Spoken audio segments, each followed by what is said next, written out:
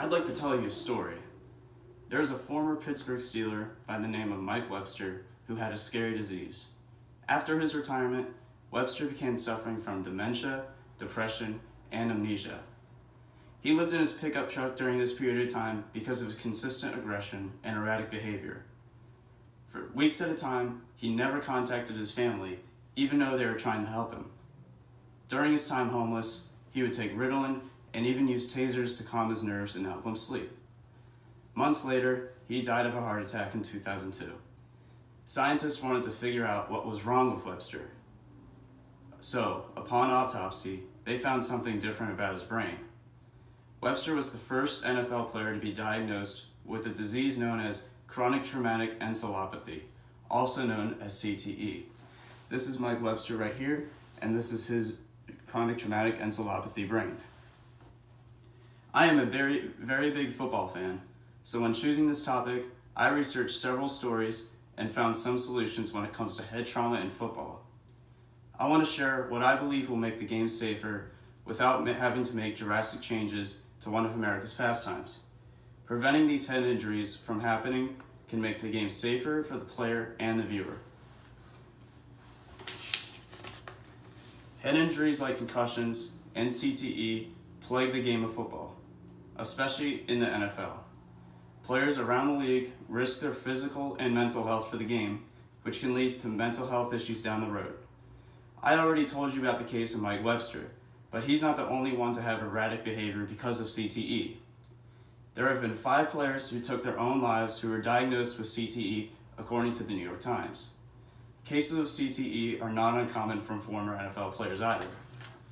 The Boston University School of Medicine examined the brains of 111 former players that volunteered to give up their brains for science when they die. Out of the 111 players examined, 110 were found to have CTE.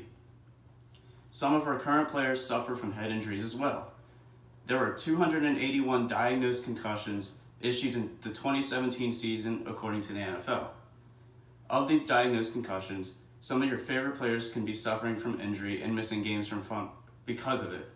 Star linebacker Luke Kuechly missed 3 games in his career because of his concussions, according to the NFL. If they don't miss games, it may be because these concussions go unchecked and the players go back onto the field next week. Quarterback Tom Brady has a concussion at least once a season, according to his wife Giselle. Concussions not only impact players on a professional level, but they can impact student athletes as well. Student athletes have a harder time in the classroom if they have a history of concussions.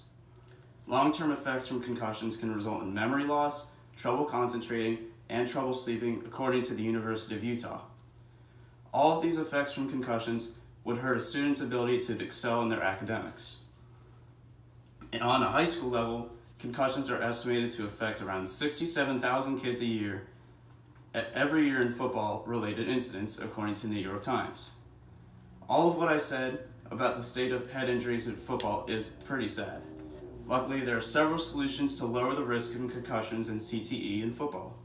By implementing one or some of these changes, we can make football safer. First, we can have practices without the use of helmets.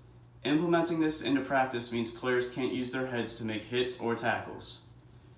This does 2 things. First, it reduces the amount of head injuries in practice. If players don't use their heads to make plays, then the amount of head injuries sustained is much lower. Second, this puts reinforcement into the players that they don't use their helmets when hitting in games. You tend to put onto the playing field what you've been practicing. If you don't practice by using your helmet to hit others, then you will less likely to do it in a game. We can also move the kickoff line back 5 yards. Just by simply moving the kickoff line 5 yards forward makes a big difference when it comes to head injuries and injuries in general. During the 2018 season, concussions were 5 times as likely to occur during kickoffs, according to CBS. This is because players from both teams are sprinting at full speed from each other 50 yards away, just like it's shown in this picture here. Just by moving the kickoff line 5 yards forward, there will be more touchbacks and less kick returns to cause injuries. The Ivy League tried this and found that concussions per 1,000 people dropped from 11 to 2, according to New York Times. Third is that we can create and enforce better helmets into football. For the first time in NFL history, the NFL has banned 10 helmets from being on the field. This is a good start, but the NFL needs to continue banning outdated helmets and enforcing helmets with better technology, just like this one.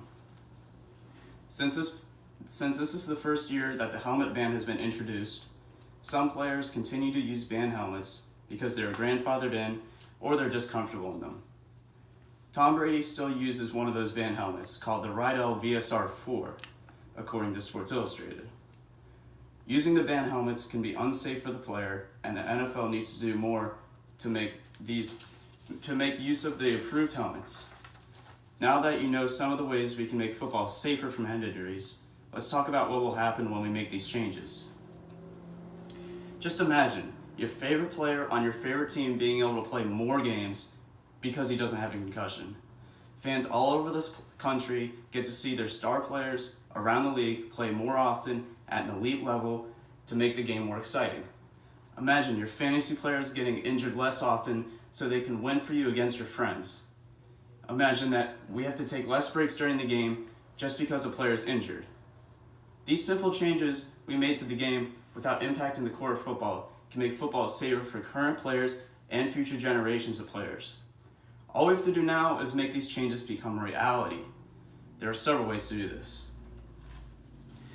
First, we can sign petitions to encourage the NFL or NCAA to make changes to their leagues. There is one petition on lambergoodnow.com that wants players to have mandatory concussion awareness training. This also brings up my second point, and that is informing players the consequences of hitting with your helmet and teaching them about concussions. This is an easy thing to do. If you happen to know someone who plays football, no matter at what level, it is good to inform them about the risks of head injuries and the long-term effects. Lastly, we can start at a local level and encourage high school coaches to implement safer helmets and helmetless practices for their teams.